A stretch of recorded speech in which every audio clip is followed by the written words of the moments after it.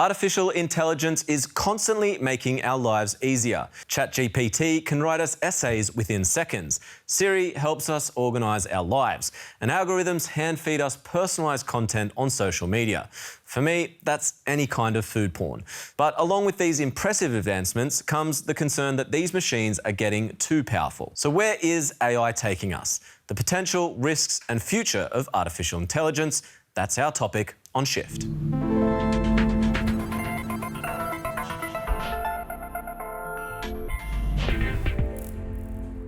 There are two types of artificial intelligence. There's the AI from sci-fi movies where machines are able to pass off as human, and there's the AI which we actually use right now in everyday life. And it can do more than sort data, analyse patterns and automate processes. For example, ChatGPT, which is the talk of the tech world at the moment. If you haven't used it yet, give it a whirl. And while it's doing some really incredible stuff, it's also making mistakes. Plus, there are concerns that this type of AI technology could be abused. ChatGPT can do anything, from draft emails to brainstorm answers to questions on a job application. The AI bot has even passed the US medical licensing exam. GPT-4, the newest model developed by OpenAI, can do even more.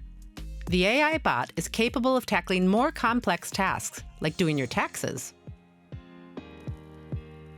Not only can GPT-4 process text, it can also work with images.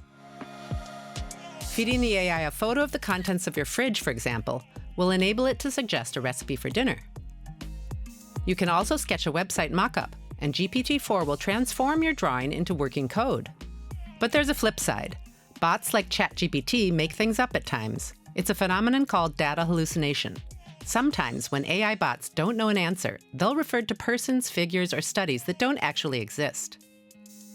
AI chatbots learn a lot from the internet. The consequence is, they can be prone to reproducing hate speech and racist or sexist stereotypes. ErnieBot, from Chinese tech giant Baidu, for instance, was reluctant to answer questions on Chinese President Xi Jinping or the country's COVID-19 policy in its first public tests in March. There's no doubt about it. AI bots can be manipulated and misused. They can be programmed to avoid certain topics or to spread fake news. And authoritarian regimes could use bots as tools to influence public opinion. As you can see, AI can be problematic, and the tech world is developing at a rapid pace. Check out these photos. It's the Pope sporting a white puffer jacket. They look pretty real, but they're not. They were created with an AI image generator and posted on Twitter. Examples like this show just how easy it is to produce fake and misleading images. There's been talk about mass producing misinformation online, which is currently mainly done manually, in the sense that there's large numbers of people in so-called troll factories that produce misinformation and intervene in online conversations on social media and elsewhere. And if this can be, and when this can be automated on a massive scale, then of course there's a kind of a whole new level of concern. Not exactly what we want from AI. Lawmakers are struggling to keep up with the rapid developments. Regulation is a must. Even some developers are calling for it, and the European Commission is now proposing a legal framework to tackle the risks of AI. The European Commission wants to take a risk-based approach to AI. The framework categorises AI systems and proposes regulations accordingly.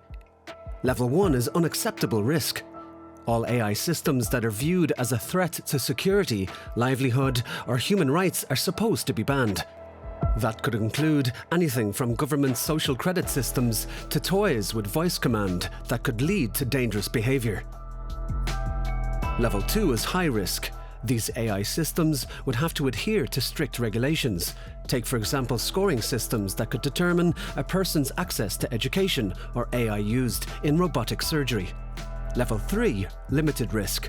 This level is applied to most chatbots and makes transparency mandatory for the developers. Level 4, minimal risk. AI systems like spam filters, for example, wouldn't be regulated. The art world is already reeling from advancements in artificial intelligence. Text-to-image tools such as DALL-E and Midjourney are generating pictures that can pass as human-made photos and paintings. As artists and creatives face competition from AI systems, lawsuits are already popping up. They're very good at doing the sorts of things you might get a graphic designer to do. And they're quite good at doing some fun things, things that putting together, a koala on top of a boat, or things that you might have never seen before. These types of AI platforms use images from the internet to train their systems. Issues related to copyright and ownership have largely gone unaddressed. This is a really tricky question, and there's already ongoing cases in courts of law trying to sort of set the borders and the boundaries. Photo agency Getty Images is suing the company Stability AI for using its photos to train its software. Generative AI draws on examples from the internet. These systems are trained with work from real artists. Some feel the threat to their very livelihood, but not all experts are pessimistic. I don't think it's going to take away the jobs of artists. I don't think it's going to in any way replace artists, just like photography didn't remove painting. What these programs produce may be useful for illustrating articles and the like, but they're not going to speak to us the way that great art speaks to us. That's because, unlike great art, AI can only create images using existing data sets. And these systems need a lot of practice to create a good picture. The crucial question here is AI working for us, or is it taking work away from us? AI systems are adept at performing automated tasks, such as filtering information out of large data sets. No profession is really safe. So the moment we have, aspects of our work that are about reproducible patterns, this part can be reproduced very easily by machines. The capabilities of AI are expanding. AI systems can now produce creative content, such as essays and code. Experts predict that going forward, many more tasks could be taken over by AI too. People with actually very little skills can, just by using some prompts or inserting some prompts into an interface, produce art, pictures, novels, possibly videos. So it's also these creative jobs that are increasingly being threatened, I would say, by automatic reproduction. But new AI systems still require human oversight. Standard AI tools can streamline our work. Plus, new jobs will emerge in this rapidly developing world of AI. For example, data detectives who check and analyze the training data for AI systems. Prompt engineers who work to improve AI tools by fine-tuning and optimizing text prompts.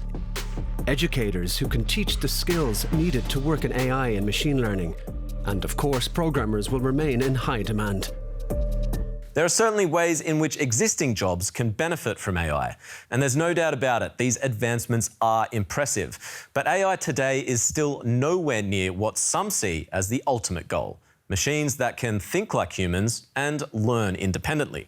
This is known as artificial general intelligence.